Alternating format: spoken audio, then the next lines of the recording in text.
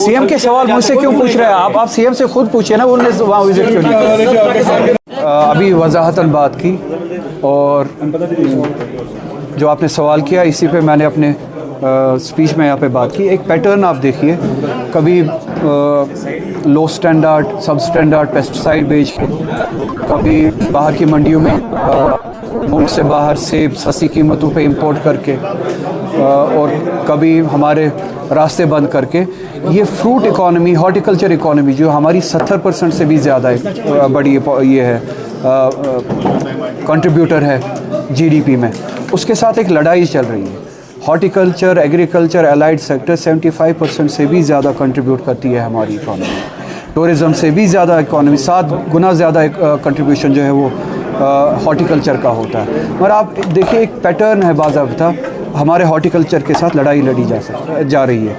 एक सवाल है कि अगर आज भी इतना हल्ला होने के बावजूद भी, जब आज श्रीनगर जम्मू हाईवे को ओपन किया गया, आज भी जम्मू से ट्रैफिक को आने की इजाज़त दी गई, मगर हमारे जो ट्रक्स हैं जो फंसी हुए हैं उनको श्रीनगर से जम्मू जाने की इजाज़त नहीं दी गई। इसी तरह से पिछले साल या उससे 1 साल पहले हाईवे पर ट्रकों को रोका गया था, जानबूझ के रोका गया था, और जब तक हमारे प्रोडक्ट सड़ ना जाए, हमारे मेवा वगैरह सड़ ना जाए, तब तक ट्रक्स को रोका गया था। एक पैटर्न नज़र आता है कि हमारी इकॉनमी के साथ लड़ाई लड़ी जाती है, तो उसी की कड़ी जो है आज भी आप देख रहे हैं। मगर यहाँ पे कल जो कोशिश की गई थी, एडमिनिस्ट्रेशन के साथ बात उठाई गई थी, एसोसिएशन ने, शबीर साहब ने जो लोकल ऑनरेबल एमएलए है, जो फ्रूट ग्रोवर्स एसोसिएशन है, इन्होंने जो कोशिश की थी, कहीं पे इन्होंने बात सुनी है और मुगल रोड के ज़रिए आज ट्रक्स को जाने की इजाज़त दी गई है शोपियां से। मुझे उम्मीद है कि इसी तरह से श्रीनगर जम्मू नेशनल हाईवे पे भी ट्रक्स को जाने की जल्द से जल्द इजाज़त दी जाए और हमारा मेवा जो है वो मंडी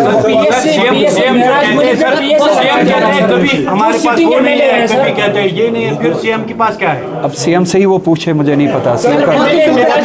पीएसए लगाया दिया जा रहा है एमएलए होके, तो कौन सेफ है? अगर एमएलए पे पीएसए लगाया दिया जा रहा है तो आम लोग कहाँ जाएं? मैंने यही बात कही कि कोई सेफ नहीं है। एमएलए हो, एमपी हो, आम कश्मीरी हो, जो भी जम्मू कश्मीर का बाशिंदा है और अपने हक के लिए बात करता है, वो सेफ नहीं है।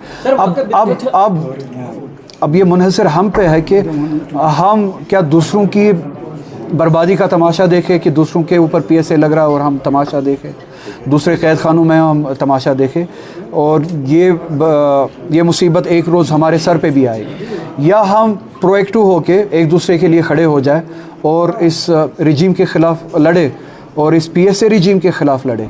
आज एक एमएलए पे, कल एक आम शहरी पे, परसों एमपी पे, किसी दिन किसी और पे, ये हम सभी पे आना है। मगर ये तभी रुकेगा जब हम सभी हिम्मत करके इसके ख़िलाफ़ लड़ेंगे। जिन्हें हमने एतमाद दिया था वो शायद अभी भी समझ नहीं रहे, जिनको हमने वोट के ज़रिए एतमाद दिया था कि इस रिजीम के ज़रिए, इस रिजीम के ख़िलाफ़ लड़े, वो शायद अभी भी इस बात का एहसास नहीं हो पा रहा है कि इसके लिए हमें प्रोएक्टिवली खड़ा होना पड़ेगा और लड़ना पड़ेगा। तो मैं आपके ज़रिए उन तक भी ये बात पहुँचाऊँगा कि अब तो बेदार हो जाए, अब तो इस बात का एहसास हो जाए, अब तो इस बात के लिए तैयार हो जाए। अब अगर वो इस वक्त खामोश रहे तो उन पे भी ये बारी आएगी। अगर वो ना हुए तो हम सभी को इसके लिए खड़ा होना पड़ेगा। जो प्रॉपर्टी होगी वो डिस्प्यूटेड है, यानी उस पे किसी का हक नहीं होगा। दूसरा ये सवाल कि जो एम्बलम जो है तोड़ा गया दरगाह हजरतबल में, उसमें कई सारे एफआईआर भी लगे हैं, आपकी रिएक्शन क्या है?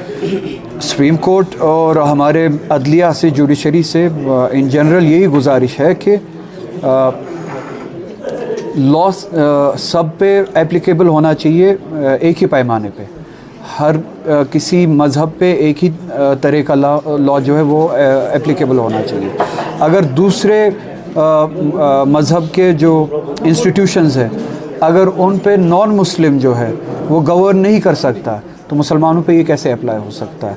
और इसी तरह से जो कल सुप्रीम कोर्ट ने कुछ हद तक जो बातें सुनी है, उससे एक पॉजिटिव मैसेज तो मिली है, मगर वो एंड नहीं है जो कॉन्स्टिट्यूशन के हवाले से हम सुप्रीम कोर्ट से एक्सपेक्ट करते हैं और इंसाफ से जो हम एक्सपेक्ट करते हैं, अदलिया से जो हम एक्सपेक्ट करते हैं।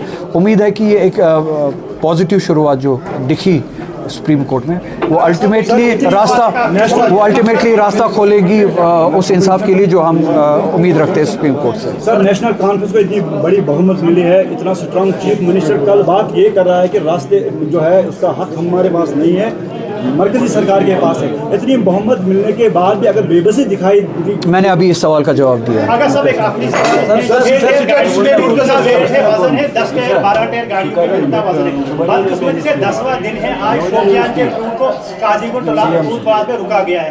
अब फिर से वही परेशानी है, अब किसको फिर मैंने इस बात का जवाब दिया और वही बात दोहराऊंगा। स्टेटहुड के हवाले से आपका क्या कहना है कि अभी तक स्टेटहुड का कोई रिएक्शन नहीं निकाला?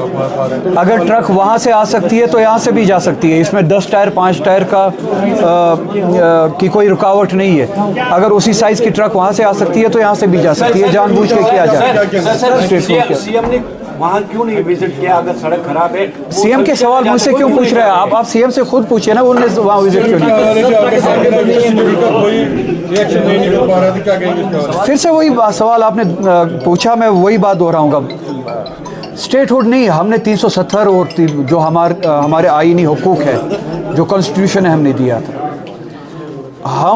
हमें वोट मिला है उस लड़ाई के लिए, तो हमें वो लड़ाई लड़नी चाहिए। हम वो लड़ाई भी भूल चुके हैं और उसको हमने स्टेटहुड की लेवल तक लाया था, जिन्होंने भी लाया था, मैंने नहीं।